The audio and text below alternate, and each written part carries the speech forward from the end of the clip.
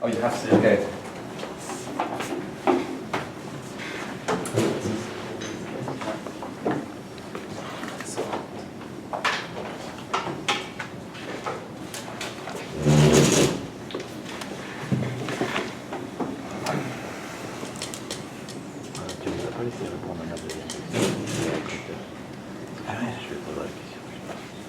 Ils ont mis un temps fou sur la première. Vous n'avez pas répondu à la deuxième question. Il faut en parler. So, hello everyone. So, I'm not sure how many of you are French or only English. I'll do it in English. You have So, to. because I have heard a lot of things about French. So 90% French here. So I'm Simon Tchedikian, so founder and CEO of sevenhugs. Sevenhugs is a hardware B2C company, so we do hardware products that we sell in retail stores. So we have a first product. So I will show you. These are two products that we developed. Our first product is already in retail stores in France, in La Fnac, Boulanger, etc. And the second product is one that we are launching. Actually, we just launched this year at CES, and I will talk to you more about the second one. So the team first, we have a long background in semiconductor and electronics, so nothing related to design. We were only doing little black boxes that were hidden in handsets, so nobody cared about the color of the box or the size of the box or the user experience of the box. So it was just chipsets for mobile phones. Personally, I was very frustrated by this experience about not being able to express myself in design and user experience. So this is one of the reasons that drove us to do a B2C consumer electronic company. And we worked with Pierre.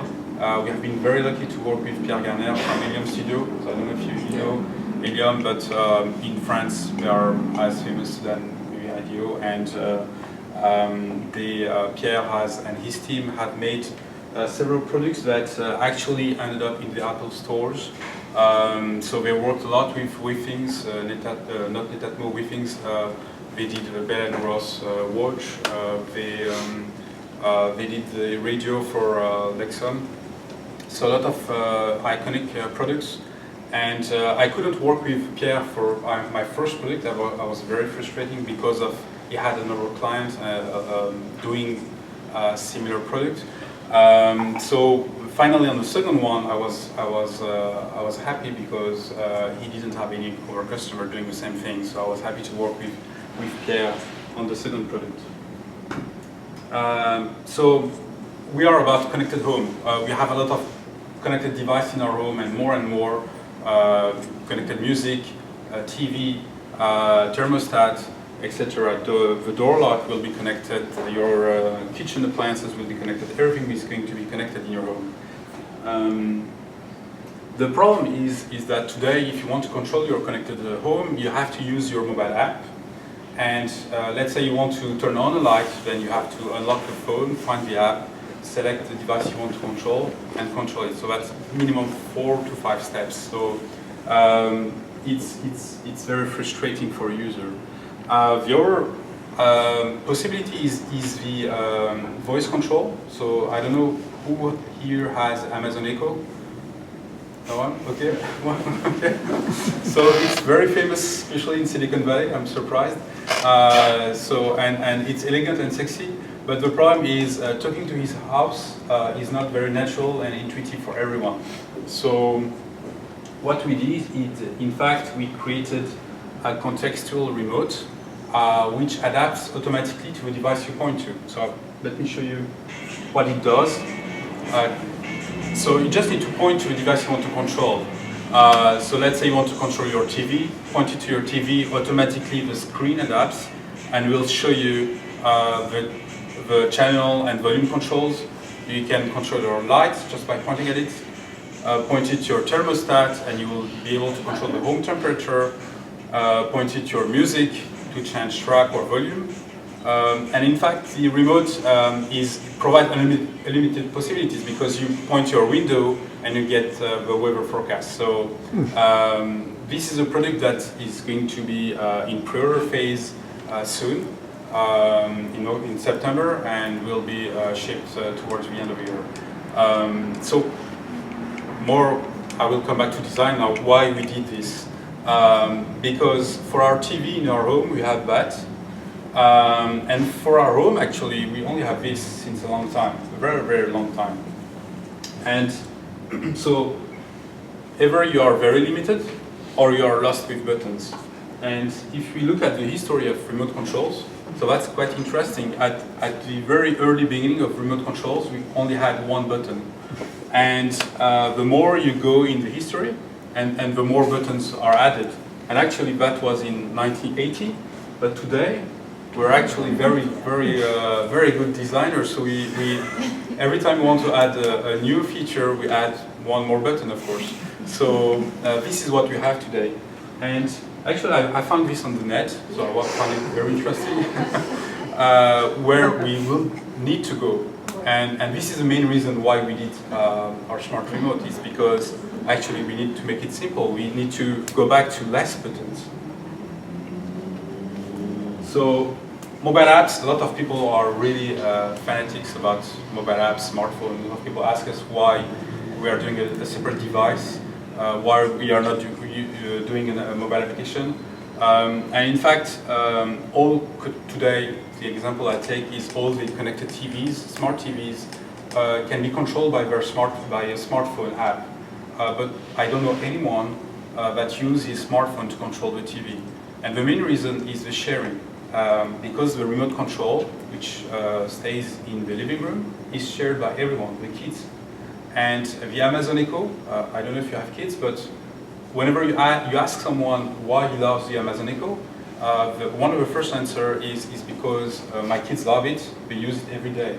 So this was for us a key reason. Actually, we created sevenhugs for that reason. Is only products that can be shared by anyone in the home, and shared, that means can be used by everyone. So that means easy enough to be used by everyone, including the kids. So more features for more apps, that doesn't help the kids, and that doesn't help anyone. So the process for getting to the design of the smart remote was quite long, and we worked a lot with William Studio right from the beginning. So whenever we got the idea, and we did that for our first product, we involved the industrial designer, and Elium, I think like you, are involved also in the user experience and the user interface. So we had a lot of trials. Some of them were very, very interesting, but not feasible, like Magic Wand form factor.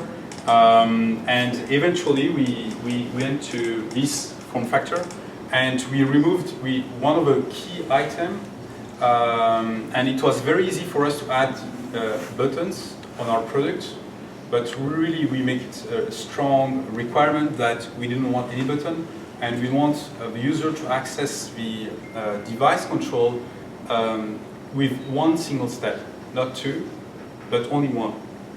So that was very important, which means that whenever you point to something, you get immediately the screen that adapts. You don't have to go through one further step. You just immediately access to the controls.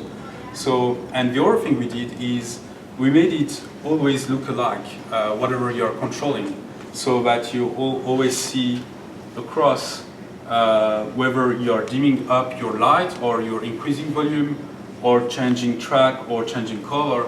It's always the same gesture with the finger. Of course, for service, like weather forecast is different. And what we have done is we have also integrated other kind of service, like you point your coffee machine to order more coffee, and you point to your front door and you can call an Uber drive. So these use cases were a bit more complicated and required a slightly different user interface.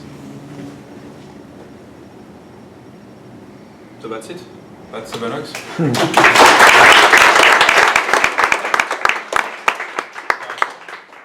This is a design Well, thank you, everyone. I guess I won't stop anybody to go run and get some wine, and we can talk with something to eat and drink. Thank you. Thank you. Thank you very much. Thank you.